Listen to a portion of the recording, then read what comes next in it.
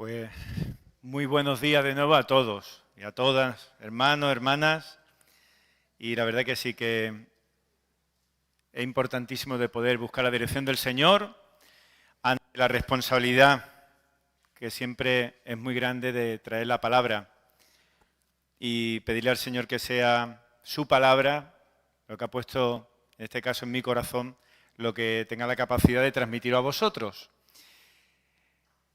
En esta mañana, pues como siempre os digo, la perspectiva de aquí es preciosa.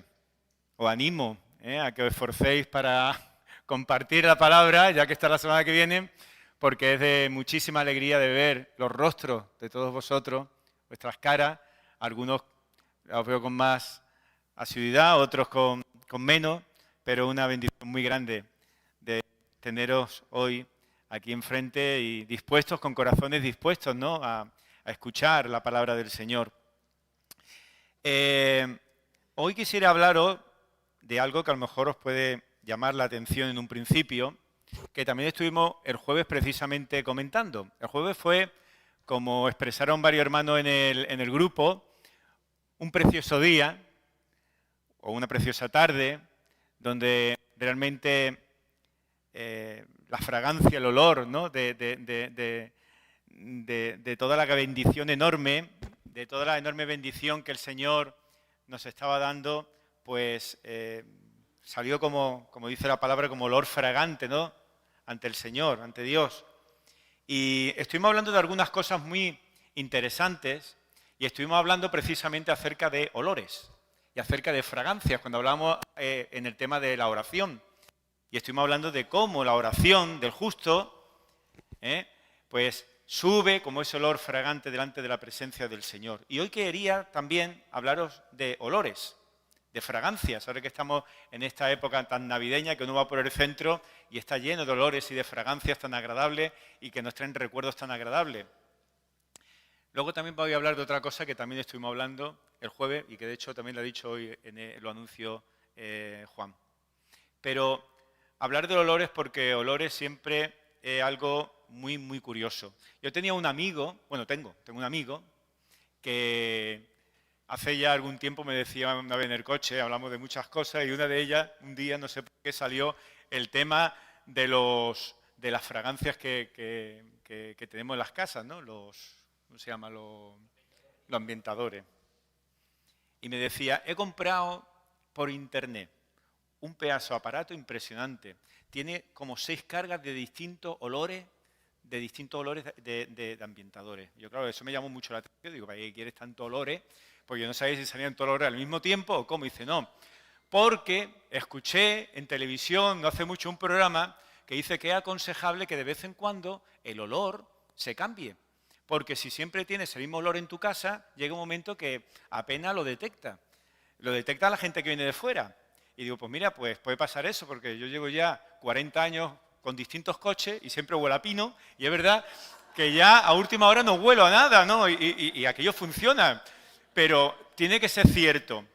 Pero es curioso que cuando compras el aparatito ese, que vienen 5 o 6 olores distintos, olores la mayoría que gustan mucho, pero aún siendo exactamente la marca y todo, es de lo mismo, hay algunos que huelen fatal. Huelen fatal. Pero hay otra gente que dice, oye, pues no huele tan mal, huele muy bien. Esto de los olores es muy interesante, pero cuando acudimos a la palabra del Señor y nos habla acerca de olores y de fragancia, creo que nos puede traer alguna enseñanza bastante interesante. En la segunda carta que Pablo escribe a la iglesia de Corinto, en el capítulo 2, segunda de Corintios capítulo 2, habla acerca de esto, habla también acerca de olores y habla acerca de fragancias. Y además, como luego os voy a indicar, dentro de un contexto muy interesante por el que está pasando Pablo en su ministerio. Dice así, 2 de Corintios 2, 14 al 17, dice, pues más a Dios gracias, el cual nos lleva siempre en triunfo en Cristo Jesús y por medio de nosotros manifiesta en todo lugar el olor de su conocimiento, porque para Dios somos grato olor de Cristo en los que se salvan y en los que se pierden, a estos ciertamente olor de muerte para muerte, y a aquellos olor de vida para vida, y para estas cosas, ¿quién es suficiente? Pues no somos como muchos que medran falsificando la palabra de Dios, sino que con sinceridad, como parte de Dios y delante de Dios, hablamos en Cristo. Muy interesante el pasaje este, como digo, dentro del contexto en el que se encuentra. Habla de olores y que incluso siendo de una misma fragancia, una misma composición, para algunos ese olor es muy grato. Para otros ese olor llega a ser muchas veces hasta nauseabundo. El jueves hablamos del olor grato en cuanto a la oración. Hoy el olor que está aquí hablando, está hablando acerca del Evangelio, a la hora de anunciar el Evangelio. Y volviendo otra vez al tema doméstico, yo llevo ya, me parece que son 20 y tantos años usando siempre una misma colonia. Y llega un momento que digo, voy a cambiar de colonia, a ver si... Y entonces muchas veces cuando voy a las tiendas y veo allí el expositor, como ahora se puede echar la colonia, y me echo un poquito de colonia aquí en una mano, otro poquito en otra, y digo, mira qué bien huele. Y llego muy contento a mi casa y digo, mira Miriam, mira qué bien huele esta colonia. Mi mujer la huele y dice, echa para allá, como se te ocurra de echarte esa colonia, vamos a tener un problema. Eso huele fatal, si huele muy bien, huele fatal, ¿vale? Vamos a comprar a ver la misma colonia. Bueno, olores, fragancias, es bastante interesante porque, como dice la Biblia, para algunos, y aquí sí que ya hablamos más en serio porque es bastante radical el tema, lo que para algunos es un olor agradable, un olor de vida, para otros puede llegar a ser un olor nauseabundo que abunda aún más en la muerte. Y en el contexto que está diciendo esto Pablo, como he dicho antes, era un contexto muy interesante. Porque Pablo cuando ya está escribiendo esto, ya Pablo lo ha pasado todo. Cuando está escribiendo evidentemente el capítulo 2, ya Pablo ya sabía lo que había pasado porque ya tenía en mente hasta el capítulo 7 de Segunda de Corintios. Pero es interesante porque ¿en qué circunstancias se encontraba el apóstol Pablo cuando empieza a hablar acerca de este pasaje que os he leído del versículo 14? Mirad, Pablo era un hombre que en su corazón siempre tenía muy claro el deseo de servir al Señor y tenía una sensibilidad muy, muy especial. Pablo llegaba a ciudades y cuando veía los corazones y a las personas decía, es necesario que el Evangelio, que la palabra de Dios inunde sus corazones y cambien y quiten esas cadenas de esclavitud que tienen y caigan rendidos delante del Dios verdadero. Y eso Pablo disfrutaba y se gozaba con ello. Y no perdía ni una sola oportunidad para llevar aquello a cabo. Pero muchas veces en nuestras vidas ocurren cosas. Y no sé si a vosotros os ha ocurrido de ir un día a trabajar, a los que nos pueda gustar ir a trabajar y estén contentos con el trabajo que tienen y disfrutan en el trabajo, y van a empezar a trabajar y no sé lo que ocurre, que empieza por la cabeza, hay un problema muy concreto, y no te puedes centrar ni tan siquiera en el trabajo que tienes que realizar. Estás como ausente. O cuando vas a ir y aprovechar una campaña evangelística y vas a ir a dar testimonio y vas a ir a anunciar el Evangelio y la verdad que tienes por la cabeza rondando unos problemas tan grandes también a nivel espiritual, no estoy hablando a nivel solamente físico, a nivel espiritual, que te impiden, te das cuenta que te impide de ir a llevar la palabra de Dios que tiene que ser de gozo para todos nosotros. Claro, nosotros somos como somos, yo por lo menos me conozco perfectamente como soy, pero ¿y Pablo? El apóstol Pablo, mirad, el apóstol Pablo se le abre de buenas a primeras, el Señor le abre una puerta, una oportunidad fantástica de ir a llevar el Evangelio en una ciudad, en la ciudad de Troas. Una ciudad con mucha necesidad de recibir el Evangelio. Y se le pone todo, como se suele decir, de maravilla para aprovechar esa oportunidad. Pero resulta que Pablo con anterioridad había y estaba teniendo un problema con la iglesia de Corinto, una iglesia donde había dedicado mucho tiempo, donde había trabajado enormemente, una iglesia donde disfrutaba de ver cómo nuevos creyentes estaban trayendo el Señor a esa iglesia, pero una iglesia que surge con un problema bastante grande. Hay, algunos dicen uno, pueden ser varias personas que se encuentran en pecado. Pablo les exhorta, pero estas personas pasan olímpicamente de la persona de Pablo como apóstol y como sea. No, a mí, ¿quién eres tú para exhortarme y para llamarme la atención de la iglesia? Pero estas personas eran personas que tenían tanto peso en la iglesia de Corinto que incluso levantan una especie de rebelión dentro de la propia iglesia para ponerlos todos en contra de Pablo. Y Pablo lo detecta. Y Pablo, de alguna manera, en su propia vida, le llega una situación de frustración. Sí, frustración de la vida de Pablo. Pues sí, era un hombre también igual que tú y yo. Exactamente igual. Y por supuesto que esto lo afectaba. Y llega frustración de la vida de Pablo. Y llega preocupación grande por la iglesia, no por él, sino por la iglesia. Porque todo el trabajo, toda la obra que se estaba haciendo, estaba casi pendiendo de un hilo de que se viniera abajo. Y mirad lo que le trastorna tanto esto a Pablo, que se le abre una puerta grande de llevar el Evangelio. ¿Y sabéis lo que hace Pablo en ese momento? Tiene que decir, no puedo ir allí. Mirad lo que dice los dos versículos anteriores al pasaje que he leído, versículo 12 y versículo 13.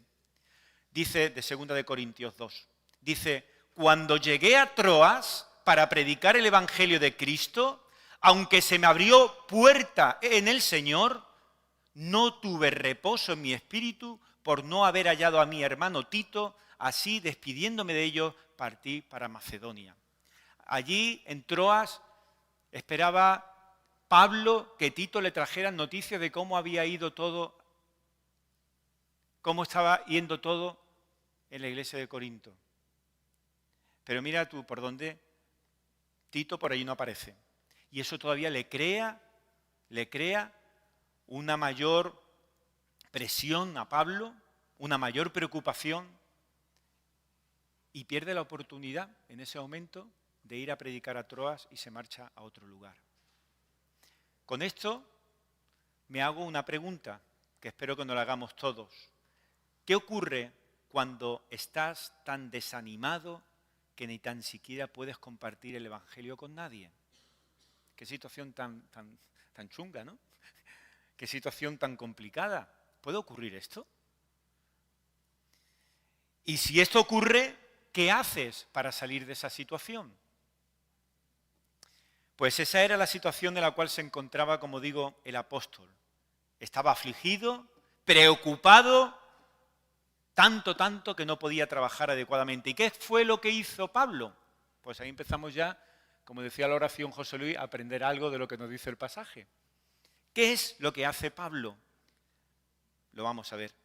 Porque la respuesta se encuentra no solamente en unos versículos como lo que hemos leído aquí, sino que para leer realmente toda la respuesta es una de las reflexiones más largas, que esto nos da a entender cómo se encontraba Pablo, es una de las reflexiones más largas que nos encontramos hablando acerca del ministerio de parte de Pablo, porque comienza desde el principio del capítulo 2 y llega esa contestación, esa reflexión acerca del ministerio, al menos hasta el capítulo 7, reflexionando, viendo, pero encuentra la respuesta. Una respuesta que va, como digo, desde el 2 hasta el 7. Y es la reflexión más larga que encontramos en los escritos de Pablo acerca del tema del ministerio. Efectivamente, redactó Pablo su carta para hablar del ministerio cristiano que se realiza entre la angustia, que tenía los 2 primeros capítulos, hasta llegar al gozo. Lo que realmente deseaba Pablo, lo que realmente deseamos en realidad cada uno de nosotros ante nuestra responsabilidad como creyentes de compartir el Evangelio allí donde el Señor nos dé oportunidad. Porque, hermano, hay una cosa bastante clara cuando leemos el pasaje y leemos todo el contexto. El servicio, el querer servir al Señor, que es el deseo que debemos de tener todos, el servir al Señor no es siempre una experiencia agradable. Y yo estoy convencido que muchos de nosotros en algún momento, humanamente hablando, nos hemos podido encontrar en esa situación. Hemos ido a predicar la palabra a un pueblo, hemos montado un equipo de evangelización, y han empezado a ocurrir cosas tan sumamente desagradables que dices, madre mía, ¿para qué? ¿Quién habrá sido el hermano que se le habrá ocurrido en esta fecha de ir a predicar en este lugar? Hay muchas veces que el servicio no es precisamente humanamente una experiencia agradable. Y cuando pasamos por estos momentos difíciles, debemos entonces hacer lo que hizo Pablo, que para eso está el pasaje, para que aprendamos. ¿Qué es lo que hace Pablo? Pablo medita. ¿Medita en qué? Medita en el glorioso ministerio que Dios nos ha encomendado. Es decir, déjate de ser el ombligo del mundo. Deja ver que tú tienes problemas, sino ten con claridad lo que hemos dicho al principio, la responsabilidad. Esto es una palabra que nos va a salir en otra ocasión y que nos da cierto, ¿verdad?, cierto respeto. El ser responsables, pero nos dice que meditemos de que en el glorioso ministerio que Dios nos ha encomendado a cada uno de nosotros. Y eso nos hace ver las prioridades. Que las prioridades de recibir el Evangelio están por encima muchas veces de mis propias prioridades infantiles que muchas veces no encontramos en nuestra propia vida. Eso es de la manera que lo enfocó Pablo. Vale la pena sufrir todas las dificultades porque sabemos una realidad, que nuestro Señor ha hecho en nuestra vida, que nuestro trabajo en el Señor no es vano. El trabajo en el Señor, independientemente de cualquier circunstancia en la cual nos encontremos, no es vano. Y eso fue en lo que se enfocó Pablo. Y eso es lo que nos viene a decir a cada uno de nosotros. Lo que ocurre aquí es que rápidamente nosotros tenemos una capacidad, el hombre natural tiene una capacidad impresionante para buscar los huecos a las cosas, ¿no? Y decir, sí, pero esto no lo está hablando para mí. Esto lo está hablando, evidentemente, para los ministros, para los pastores, para los misioneros. Aquí viene la otra parte que hablamos el domingo y que tú has dicho. Que has dicho con el tema de... Vamos a cambiar el nombre de la reunión de los jueves de oración y la vamos a llamar ¿cómo? El ministerio de oración. ¿Por qué? Porque allí todos estamos sirviendo. ¿Pasa lo mismo con el tema de la proclamación del Evangelio? Es lo mismo. Todos somos ministerio, todos somos ministros. Por lo tanto, lo que Pablo está diciendo aquí no es para la élite o para especialistas que se dedican a la obra, sino que todos somos instrumentos que Dios usa para realizar el ministerio. Así que, hermanos míos, dice Pablo en la primera carta, estad firmes y constantes, creciendo en la obra del Señor siempre. ¿Y a quién se está dirigiendo? A los hermanos de la iglesia de Corinto, a todos.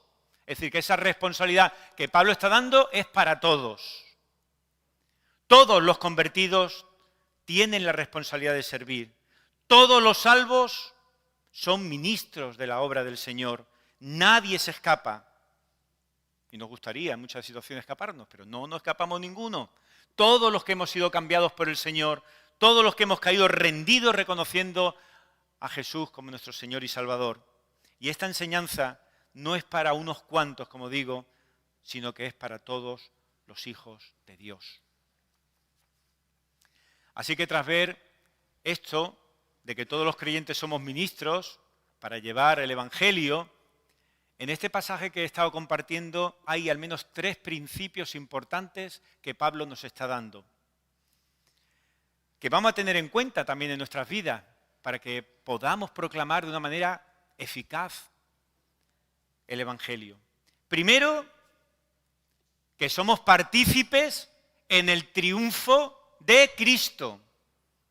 Estamos participando en el triunfo de Cristo. Habla de victoria, habla de triunfo, pero en la victoria y en el triunfo de Cristo. Segundo, que proclamamos el qué. Mi experiencia lo que yo sé, mi sabiduría. No, dice Pablo, proclamamos el conocimiento de Cristo. Tercero, ministramos mediante la capacitación divina. Es decir, cuando el Señor nos llama para cualquier ministerio, lo primero que nos ocurre evidentemente es decir, Señor, si tú me conoces, ¿cómo me vas a llamar para este ministerio si no sirvo para poner un enchufe en mi casa? ¿Cómo me vas a llamar para esto? El Señor llama y Él te capacita. Y Pablo viene también a hablarnos acerca de este tercer punto. Dios, por lo tanto, propaga la fragancia del conocimiento de Cristo cuando estamos predicando el Evangelio de la misericordia de Dios y al mismo tiempo ese Evangelio, esa predicación, pues está vestida con la belleza de una vida colectiva. Es decir, la fragancia que llega a Dios está en la anunciación del Evangelio, pero también en la puesta en práctica de esa misericordia que Dios tiene con nosotros en la vida en común, en la vida de iglesia. Y entonces cuando esto lo vemos, la teoría, decimos, qué cosa tan bonita, ¿no? Dice el Señor en su palabra. ¿Quién va a ser capaz de resistirse a esto, no? De traer luz en medio de la oscuridad. ¿Quién va a ser capaz de resistirse a palabra que da libertad y va a romper nuestras cadenas de esclavitud? Y al mismo tiempo se ve de una manera práctica en la vida de una iglesia. ¿Quién se resiste a eso? Pues hermano, Pablo nos está diciendo tener cuidado. Tener cuidado. No lancéis, como se suele decir, las campanas al vuelo. Tranquilo. Porque no os van a extender precisamente una alfombra roja para que paséis por allí. No. Podríamos esperar eso, pero no. La Biblia nos dice que cuando anunciamos el Evangelio y proclamamos la misericordia de Dios de una manera activa en la iglesia, tenemos que esperar dos reacciones que son totalmente extremas. Como ocurrió con las colonias. Como ocurrió con las colonias que hemos dicho antes. Porque algunas personas van a experimentar en nuestras iglesias como un olor de vida para vida. Pero tristemente eso no va a ser para todos. Va a haber algunos que van a experimentar en nuestras iglesias un olor de muerte para muerte, como dice Pablo. Y eso es un poco complicado a bote pronto de entenderlo. Así que vamos a darle un poquito más de camino a Pablo para que se termine de explicar a qué se refiere esto. Pablo, esto lo tenía muy claro en su viajar misionero por todo el Mediterráneo y descubrió precisamente que difundiendo el Evangelio y plantando iglesias, siendo él el mismo, pues se iba a producir dos resultados totalmente opuestos en muchos sitios. ¿Por qué? Porque la gente en realidad, lo que Pablo estaba haciendo, la obra que estaba haciendo, no era precisamente de Pablo, sino que era la obra de Cristo en Pablo. Y cuando esto se proclama de una manera clara, tenemos que estar preparados que va a haber dos formas totalmente opuestas y radicales a la hora de entender esto. Para uno va a ser olor agradable, para otro va a ser olor desagradable. Dios está extendiendo la fragancia de Cristo a través de nosotros. Mirad qué cosa tan grande, qué grande el Señor. A través de nosotros, pues, extiende la fragancia de Cristo. Y esto es lo que Pablo explica en este pasaje, para que, más que nada, nos sirva de ánimo y mantengamos realmente el rumbo de forma constante. El versículo 14 decía, mas a Dios gracias, el cual nos lleva siempre en triunfo en Cristo Jesús, y por medio de nosotros manifiesta en todo lugar el olor de su conocimiento. Qué exclamación tan preciosa, ¿no? El olor de su conocimiento. Una exclamación de gratitud, y eso que está puesta prácticamente, como digo, a continuación de expresar precisamente la situación por la cual estaba pasando el apóstol. Humanamente hablando, las circunstancias del apóstol podían ser deprimentes. Cuánto esfuerzo, cuánto trabajo, cuánta dedicación, cuánto sacrificio. Y ahora, por unos problemas concretos, está la Iglesia a un hilo de romperse. Pero espiritualmente, dice Pablo, basándose en el entendimiento al que había llegado de cómo obra Dios, sabía que las circunstancias eran en realidad todo lo contrario. Incluso en esos momentos de dificultad había brillantez y grandes posibilidades de que la palabra del Señor siguiera cambiando corazones a personas que tenían esa necesidad.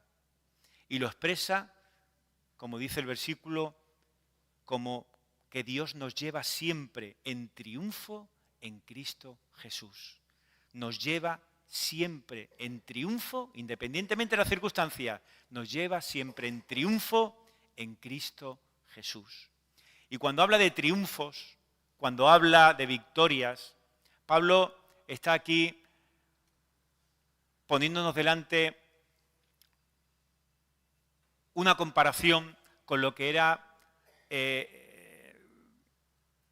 cuando los generales romanos venían victoriosos de la guerra, se habían enfrentado a distintos oponentes fuertes, y entonces cuando se ganaba esa guerra, se hacía una gran cabalgata, ¿no? Porque allí, bueno, no iba a decir, tiraban flores, ¿no? Que era lo que más se tiraba, no habían los confetis, que me iba a decir cohetes, no había así, pero pasaban, era una gran fiesta. No sé si habéis visto cuando los documentales, estos que todavía pasan de la 1, los que habían pisado la luna, el primer hombre que andó sobre la luna y te iba en un coche por mitad de las calles principales de Nueva York y la gente tiraba y todo, proclamando. Algo parecido ocurría, era una gran fiesta cuando el general romano llegaba victorioso. Pero no solamente pasaba el general romano en ese desfile por esas calles, sino que llevaba consigo a los cautivos. Los cautivos también pasaban por esa calle. Y junto con los cautivos estaban los reyes, estaban los gobernadores que habían sido derrotados y también pasaban por ese desfile. Y también estaban los sacerdotes que no eran, aquí en este caso, no eran los cristianos, eran sacerdotes paganos, que dice que llevaban los botafumeiros estos que conocemos, llenos de incienso, que inundaba prácticamente toda la calle por donde estaban desfilando. En este caso ellos, pues, dándole gracias a sus dioses, ¿no? Dando gracias a Marte o dando gracias a Apolo o a quien fuera.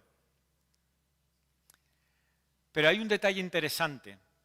El botafumeiro, que era el que inundaba de incienso todo ese desfile, era exactamente el mismo el que tenía el primer sacerdote como el que tenía el último sacerdote.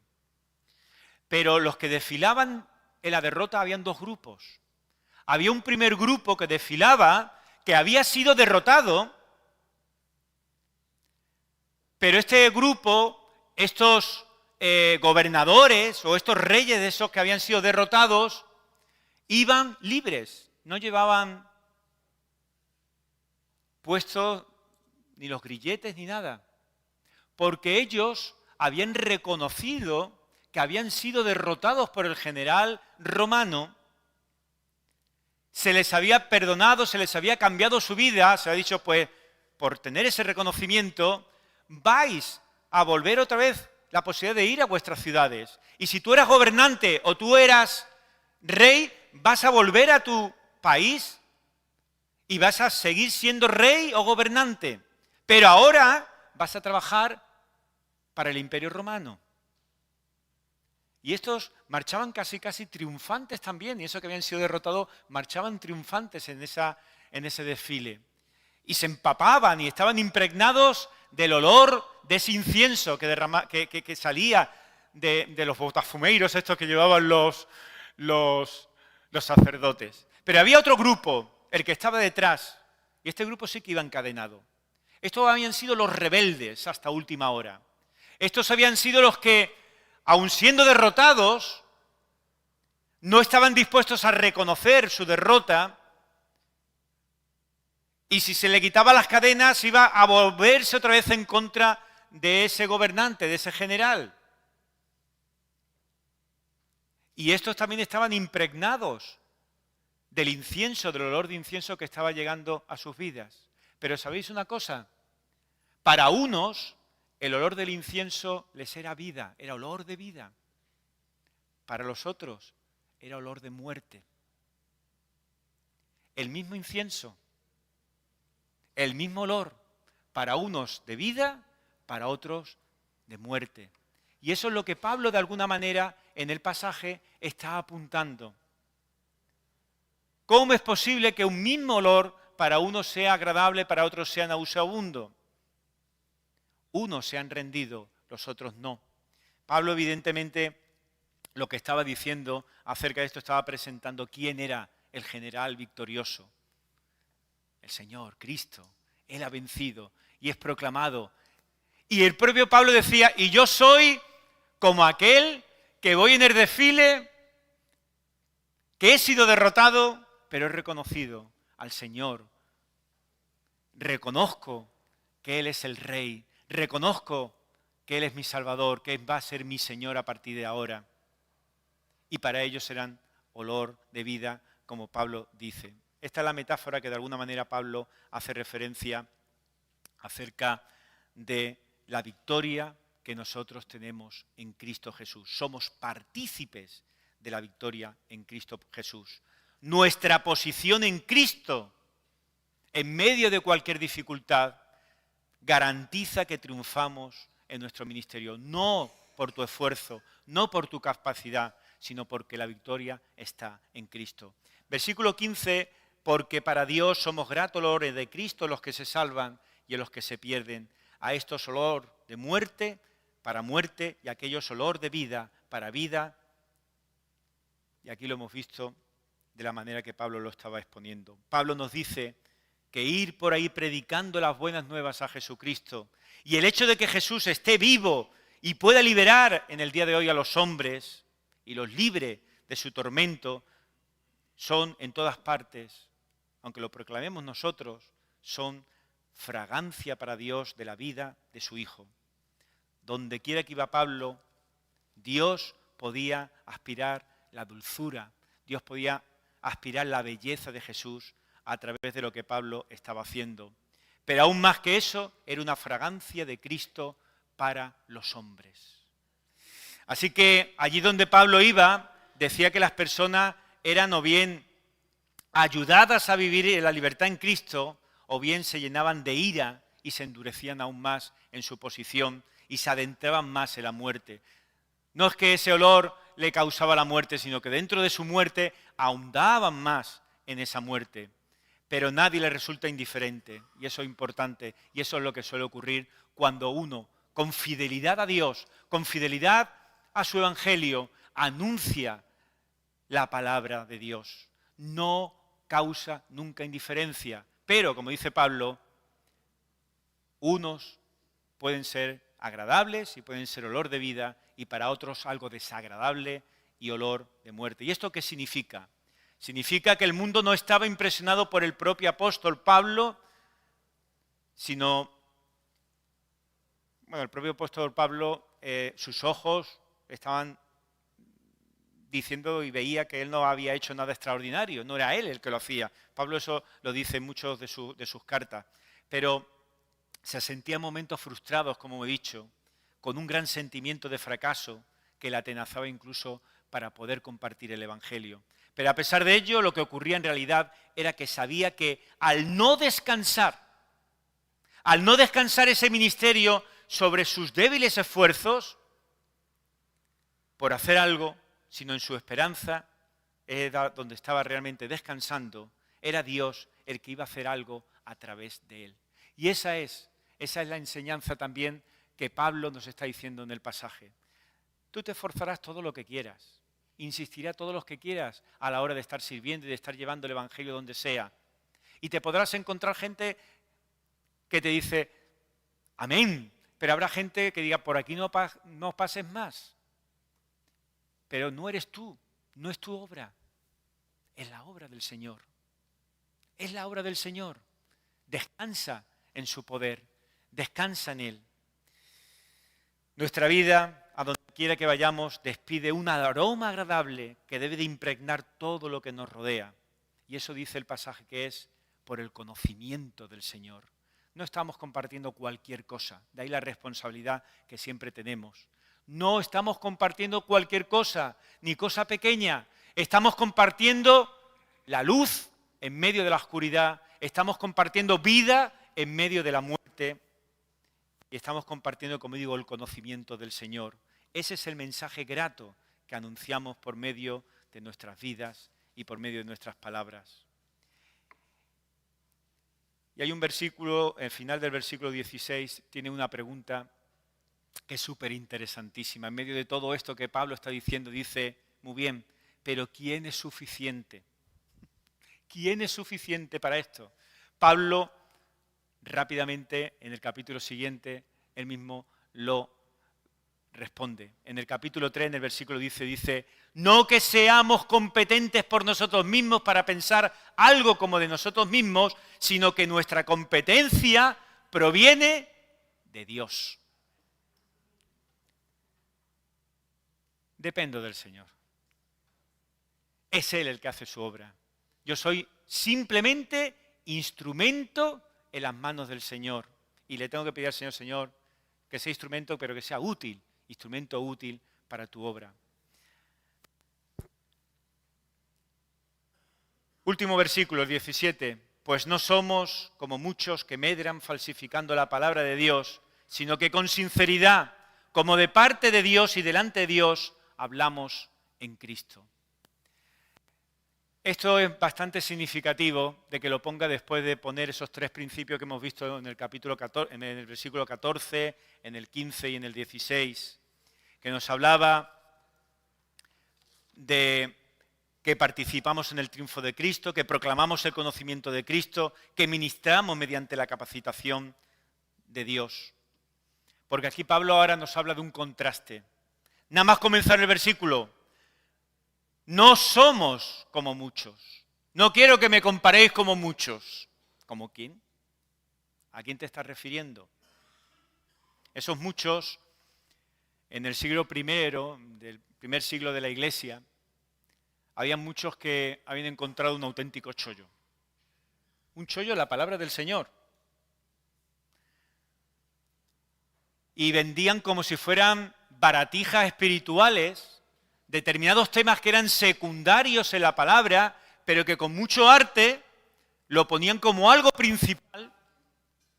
Pero esto era, como dice el texto, como los charlatanes que venden por determinados sitios. ¿Me acordáis de los charlatanes estos que aparecen? Y te creaban una necesidad tremenda y cuando compraba el frasquito decía, bueno, ¿yo para qué quiero, con las melenas que tengo, echarme este crecepelo? Pero tenía un arte tremendo para vendértelo. O como aquellos otros que le importaba bien poco de que tenían un buen vino y vendían el vino bien, pero decían, vamos a ganar un poquito más de dinero. Y entonces la trastienda le echaban agua, ¿verdad? Cuanto más agua le echaban al vino, hasta que el vino, vamos a procurar que el vino todavía sepa vino. Pero a mí me da igual que el vino fuese tan bueno. Lo importante que es que vendo mucho más y las ganancias son aún mayores. Eso ocurría en el primer siglo, pero hermano, en el siglo XXI no penséis que estamos muy lejos de eso. Porque en propio siglo XXI es un mundo también lleno, como dice Pablo, de estafadores espirituales. Y eso tenemos la experiencia todos de poderlo contemplar. Lo vemos en televisión, lo vemos en radio, lo vemos en los periódicos, en las revistas, lo puedes ver en internet por infinidad de sitios. Falsificar la palabra de Dios. Y esto Pablo deja muy claro, pues no somos como muchos, no somos como ellos, no queremos ser como ellos. Y entonces Pablo nos da unas pautas en ese versículo que nos dice cómo debe ser nuestro ministerio a la hora de servir. Sencillamente poniendo de qué manera Él sirve al Señor. Unas pautas muy sencillas, no son nada complicadas, que lo tenemos en este versículo 17. La primera, soy sincero. Es decir, Él practicaba lo que predicaba. Él era el primero que creía lo que predicaba. No predicaba una cosa y vivía de otra manera distinta.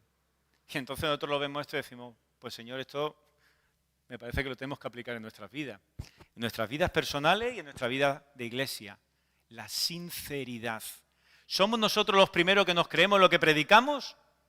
¿Somos nosotros los primeros que ponemos en práctica lo que predicamos a los demás? ¿O vivimos de una manera distinta a lo que realmente predicamos? Sinceridad es lo primero que Pablo nos está diciendo. Segundo, su ministerio tenía un propósito. Tenemos que partir de una base importantísima. Somos no enviados por cualquiera, sino que somos enviados por Dios. Y tenemos una meta que cumplir. Se nos ha enviado a hacer algo. Cuando manda Pablo la carta a la iglesia de Colosas, nada más comenzar, en el primer capítulo de Colosenses, en el capítulo 1, dice, a quien, hablando, llevando la palabra a los gentiles, dice, a quien anunciamos, amonestando a todo hombre y enseñando a todo hombre en toda sabiduría, a fin de presentar perfecto en Cristo Jesús a todo hombre, para lo cual también trabajo, luchando según la potencia de Él, la cual actúa poderosamente en mí. ¿Esto qué es? ¿Qué significa? Pues significa lo que nosotros tenemos que hacer, que Pablo nos está diciendo. Nuestro ministerio tiene un propósito. Somos enviados nada más ni nada menos que por el Señor. Somos, como dice en otros lugares, embajadores, representantes. Y cada uno de nosotros deberíamos de ayudar, como dice el texto que he leído de Colosenses, unos a otros a crecer. Llegar juntos a la madurez, no solamente emocional, sino una madurez espiritual. Alejarnos de, como decía al principio, de tanto infantilismo que muchas veces hay en nuestras mentes. ¡Ay, que me han hecho esto! ¡Ay, que ahora me pasa esto! Y llegar a ser hombres y mujeres en Cristo. Hombres y mujeres en Cristo. Y finalmente, el versículo 17 dice, la parte final, hablamos en Cristo. Pablo nos dice que hablaba con autoridad, porque venía, como digo, como representante de Dios mismo. No para cualquier tontería, no para cosa pequeña, sino para entregar un mensaje que el mundo necesitaba escuchar desesperadamente. El mensaje que vosotros, que todos nosotros como creyentes debemos anunciar del Evangelio, nos tiene que pesar en gran manera, porque tenemos que ver, como veía Pablo, la necesidad de estas personas. Necesitan urgentemente, desesperadamente, ese mensaje que el Señor ha puesto en tu vida. Lo que necesitamos, hermanos, es ser luz en medio de la oscuridad. Y para eso nos ha enviado Dios a cada uno de nosotros, para anunciar la luz en medio de las tinieblas. Hay un versículo que dice, bienaventurados sois cuando por mi causa os vituperen y os persigan y digan toda clase de mal contra vosotros, mintiendo. Gozaos y alegraos porque vuestro galardón es grande en los cielos, porque así, de esta manera, persiguieron a los profetas que fueron antes que vosotros.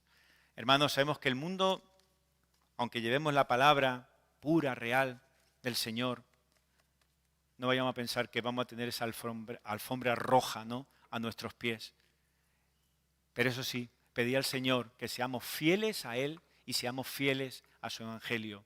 Y este mensaje de fidelidad no va a pasar desapercibido a nadie, pero estar preparado porque para unos será olor de vida y a otros olor de muerte.